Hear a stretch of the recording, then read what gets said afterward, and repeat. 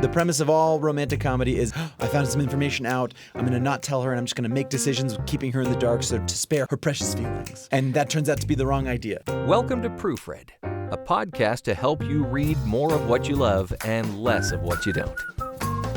Welcome to another episode of Proofread. I'm Tyler, and with me as always is Kacy. And we are your reading guides, your reading friends, perhaps your reading foes. Ooh. Maybe you listen to the show to say, what do I not want to read? That's okay. I love to imagine we got foes out there. Today I'm really excited because over the past few years, and tell me, Kacy, if this is true for you as well, I have started to see bright colored books show up in people's hands, right? Yeah, brightly covered books. I'll walk around a library and there's a bunch of, it tends to be women, right? But they're reading these bright colored books. Some of them are bright yellow or bright blue. And they are romance books, right? Romantic comedies, right? There's a lot of different authors that are kind of in this field, but there's a whole kind of slew of, they're just like, these are just fun romance comedies, and we're printing them in bright colors so that you know that. Beach reads, airport reads. Exactly. Today we are doing an entry in that by Katherine Center, and the book is called The Rom-Commers. It's a little bit on the nose, I think so. And today we are the Rom-Commers. We're the rom-com. Why are we the rom-commers? Because we're reviewing a book about rom-comming. Oh, nice. And they're rom-commers because they're writing a movie about rom-commers. There we go. So this is a book by Katherine Center, who I think seems like a big name in this genre. Oh, yeah. She's a best-selling author. New to this genre, but she's a best-selling author. Yeah, I'm new to this genre, too. Now, this is another thing once you get into this romance comedy is that they have spice levels. Oh, yes. We have to explain the spice levels. Yeah. And you taught me about this. Yeah. Yeah, so spice levels apparently are how spicy the romance is going to be. And Katherine Center is someone who is considered low spice. Low spice. And I read that's not an insult. It's not an insult. She's just like, hey, this isn't spicy. And I'm just going to read from the beginning of her little book here as the introduction. She says, you won't get maximum chili peppers here, but you will get line dancing, fainting, heart thumping, a full body contact fall, a kiss for research, a nice long moment trapped in a small pantry, a daring water rescue, a good fight or two, and an epic tuxedo kiss in a ballroom. Mostly you'll get a story brimming with hope, banter, wisdom, and human connection. All the joy you could want from an unabashedly happy ending. And then this is the line. Another upside, you can buddy read it with your sisters, teenagers, and grandma without it being weird, if they don't mind a few curse words here and there. That's exactly right. That's your content warning. It's not a lot of swear words, but has too many for me to read out loud. They call these a closed-door romance. Yes. Because it's like, close the door on yeah, exactly. all the some details. romance is happening, and then we're going to close the door on anything else. But everything that you get is right at the very beginning. You know tells everything that's going to happen. This is everything in the story. That's the opening We're passage. We're going to line dance. Or the opening note. Exactly. So that's all. Well, let's start this off. Read or skip as longtime listeners or short-time listeners. You don't need to listen to this pod too many times to know this is how we're going to start this thing. Yep. Is this something you should read? We're going to give you our take. Ready, Kacy? 1, 2, 3, skip. I'm going to give you my high-pitched You are saying to read this book. Of all the books you've said to skip. Okay. Let's hear why. No, Kacy, go off. Give us a sense of... the clear answer is no, you should not read this. But for me, I want to wrinkle that a little bit. And you should. Yeah. Because we want to give a nuanced view of this book. That's and just because it's not a genre that I read or me or like, that's fine. Like I can set that aside. Yeah. Right? I'm trying to be objective. And there are genres that I love that other people don't like. Yeah. Like when I was reading this and I was talking about it with my husband, he's like, well, just admit it. If there were a murder and it were set in England, you'd be all over this.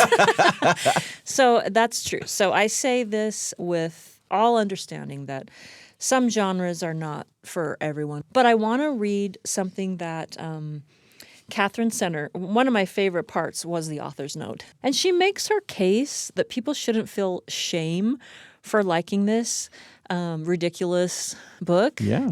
And that she cares a lot about showing, like, this is an interesting argument, pro-social behavior, like saying that society lacks that and we need to read more about it. So here are happy people that, like, work out things and they work out their relationship and they end up getting married. They go through hard stuff and yeah. And I'm like, that's great. You know, they get better at communicating. They get better at whatever. So if you've been shamed away from reading love stories, hello, friend, come over to the fun side. This is her talking. The ridicule, it's wrong in that way that the world has of being so very wrong about so many things. So I want to give her say that I am not a snob about the romance. We can give a little bit more of a summary. Yeah, I was going to say, here's the summary. This is about a woman. She wants to be a screenwriter and write screenplays and that become big movies. But she's had to sacrifice a lot in her life for her family. She has a father who's ill. And so a lot of her career has been put on hold so she can take care of her father and younger sister. And then through an old high school connection, she has a chance to work with her favorite screenwriter. Yeah. And I will say that I could never get behind the enthusiasm that this woman has for this screenwriter, right? She really does love him a lot. But I'm a fangirl. I find that relatable. Could you name 2 screenwriters? I guess we're not screenwriters, so No, maybe but if I we could were, name we authors. Okay, yeah, that's true. Yeah. So she's like, oh, my favorite screenwriter. He needs someone to come help him write this rom-com, this romantic comedy, and that's just my genre. So they end up, against all odds, getting paired to stay in the same house and on kind of like a writing retreat for 6 weeks. And don't you know it? Yeah, it's not a spoiler because she tells us too that it ends happily and they write a successful rom-com and they actually fall in love. Yep. Surprise. I think that's fun, so I'm not against that. But I don't love the narrator. I just I did not relate to her. She's probably not neurotic enough, honestly. That's what it is. And she has this idea that they should kiss to do research. Yeah, that one's wild. I'm like, friend, look, even when she's saying, I don't even know why, he thought it was such a weird idea, but I was like, of course we should kiss. No sub layer of I couldn't relate to that. Okay. But let me tell you the main thing.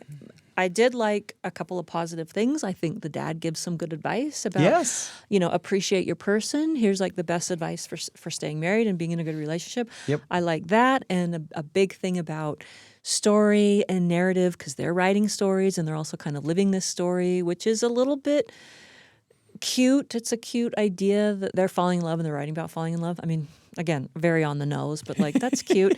And the dad says, the story that's true is the story you tell yourself is a story that's true. Yeah, that's yes. I like that. That is a positive thing. But I mean, I find the paternalistic nature of this book is what makes me mad. And it's not that I just don't like romance. It's she's like a little baby, and he does things that are for her own good and doesn't tell her. And I just thought it was so simple. It was just more paternalistic than even Wuthering Heights. And at least Katherine has the self-respect to die and then haunt him later as a ghost. But this one, and the thing that really where I was just there is a depiction of consent in this book for some physical relationship. But again, it's not. It's closed door. It's nothing spicy. But I was happy to see in this kind of these modern books, this is a conversation that people are having. And it's just I found it so disappointing that it's still him just doing what's best for her. Yeah. And but that's the real the realization. The grand realization is I shouldn't have done this thing. The premise of all romantic comedy is a miscommunication between 2 people who like each other. Yeah, that's for sure. That's true. The central premise is, I found some information out. I'm going to not tell her, and I'm just going to make decisions keeping her in the dark to spare her precious feelings. And that turns out to be the wrong idea. I didn't like it. I didn't think that was cool, and it ended up not being, I thought, a very good depiction of consent. I mean, it was fine, but then it's well, here's what... She's anyway, I don't want... That is a spoiler, I guess. I want to give my read is a categorical, there is a place for these kind of books. And if I had read more of these, I could tell you whether this was a good one or not.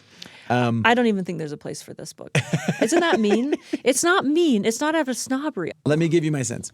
My sense here is my wife and I, over the last year, we started this in June, we have tried to, a couple times a month, watch a romantic comedy together. Cute. And the reason for cute, thank you. The reason for this is we just want to get a break from the weight that is our lives. We're running our kids everywhere. We're doing all this stuff. And so it's like, okay, we've usually done it like once or twice a month. We'll just go through the long list of like 100 greatest romantic comedies, and we just watch one for the pure sense of just being kind of in this like, and we don't want the sad ones, the ones that are like, oh, it's romantic, but then we're like, no, let's just watch one where like two people have a good relationship, it falls apart, it gets zany in certain ways, and then they kind of come back together and there's some like hopeful resolution. And it has been like a kind of fun little like pick-me-up, right? That's like, really fun. That's valid. right? There's this like, a fun little thing like that. And I think that people get drawn to a book like this for the same reason. And this is as you read from, Katherine Center says in the back, right? Like, don't feel shame for wanting like a good, happy story. And so I want to say that there's like a place for that. Now, having said that, I thought that every like little happenstance thing that they get into in this book is kind of cheesy, kind of lame. Like this wasn't as fun as I think it could be. It certainly, if they made a film out of this, it wouldn't be like a top romantic comedy one, But it's hard to do a really good romantic comedy. That's what I've watched from as we've been watching some of these, like some of the ones that are like famous, they're not great. Like some of them are so fun and they really hold up. Some are better than others. But some are just like, what was this? And Why did it some all are work? better than others, and this one isn't that good. I would give you that. But I do read this and realize I know why people read this. I do too. And I think that there is a place for that kind of literary consumption. Sure. I mean, it isn't that I always want to read some heavy, serious things. Right. But I just, I mean, I would never yuck someone's yum. Yeah. If you're into this and you just like to fly through it and you know it's going to be happy and life's so hard anyway, that's great. I don't think it's that good. Yeah. And you don't think it's predictable. Yes. It's like, and I feel bad saying this, but Sure. it is kind of dumb. Well, it's predictable, and I think predictability is okay if you like the characters along the predictability ride. And I didn't love the woman in this. I didn't find her relatable. But I will say, I mean, these are the kind of lines that you get. The big moment of resolution here, just a passage, is the brooding man who's trying to make better decisions for the girl, and he starts off not believing in love, and that's why he couldn't write the perfect romantic comedy script. And she comes in and she's hopeful and believes in love, and so they kind of meet in the middle. Even though right? she's never been in love. Yeah. Yeah, that's true. But there's this line at the end that's like, he's got this moment where he gets to do his big speech. This is the airport scene without an airport, right? I don't know how I let myself get so cynical, he went on. I've been wondering about that a lot. All I can figure is this. It hurts to be disappointed. It hurts so much we'd rather never give our hopes up. And it's humiliating too, right? How foolish are you to hope for the best? How pathetic is it to try to win after you've already lost? How naive must you be if you don't know that humanity is dark and vicious and totally irredeemable? But the argument Emma's been making this whole time, and I'm paraphrasing here, is this. If those are the only stories we tell about ourselves, then those are the only ones we have. And that's kind of where I've landed after taking her crash course in why love matters. Humanity is at its worst is an easy story to tell, but it's not the only story. Because the more we can imagine our better selves, the more we can become them. It's cooler to be jaded, but I just can't stop thinking that it's kind of chicken too. If you try to write stories about love and kindness, you really are risking being ridiculed, which might be the worst form of social death. But my friend Emma kept insisting that it's really important to be brave and to try. And I'm here to say, after arguing with her from every single angle, I've decided at last that she's right. Okay, that's nice. That's an excuse for this not being higher quality. It is. And we've read things that are pro-social and uplifting that are better than this. Yes. Pilgrim at this is Tinker a Creek really does that. The Foxwife does that. And it's even sadder, but it's like more hopeful. Everything sad is untrue. I mean, we have examples I agree. of hopeful love. things that are higher quality than this. Yes. But if you want, like maybe people would say beach read, something that's like fast and easy, if that's what you want, If you're I just would like, argue you should spend your time in a better way. But I wouldn't argue it very strongly because you can do what you want. I like to lay in bed and watch TV, and a lot of people think that that's a waste of time. So how about this? If you want a book that tries to make a really hard argument for why you should read a romantic comedy, this book tries to do that for you. As a romantic comedy, does it succeed or not? I think she sets you up to say, you have to like this because it's hopeful. And I don't think that is true. She has other ones that have been like made into movies on Netflix and stuff. So I want to say there's a space for this kind of thing if you're just looking to like get in the little banter of a romantic relationship, Yeah, if that's what you want. If that's what you want, go for it. Go for it. What shelf would you put this on? Oh, I would put this on a long airplane ride. You would read this on a long airplane I would ride. never You read would this never read on an this. airplane. Neither would I would have never finished this book. This is a book I would have quit reading, but I was doing it for the pod because I guess I'm serious about doing this for people. Have you ever sat down on an airplane and you see someone open a book and they start on page 1 and I'm like, oh, they just bought that in the thing. Like that's like always jarring to me because I've never purchased a book just for the plane ride. Just for the plane ride. But I'm like, yeah, you could buy this, you could finish it on the plane, and it would have been like, and you just leave it on the seat and go. You could do that. For my shelf, I have a shelf that I call uninteresting. And this is the book that I would put on it. I find it uninteresting. The characters, what happens, I'm happy for them, good for her. That's because Kacy doesn't believe in love. And it's because I don't believe in love. Maybe someone could try to talk me into it. Maybe this could be the romantic comedy premise. Happen. Yeah. Jaded podcast host. Yeah. If you like it, please keep enjoying it. That's fine. Katherine Center. You've been Proofread. There's so many romantic comedies about writing. It's so funny. I'm like, why does everyone romanticize They the romanticize writing. Yeah. I really don't think it's that. But what do I know? I've never written one. Proofread is a production of BYU Radio and is produced by Jeff Simpson with help from Erica Price, Becca Hurley, and Lisa Valentine Clark. Find us on YouTube at Proofread Podcast for video clips and more.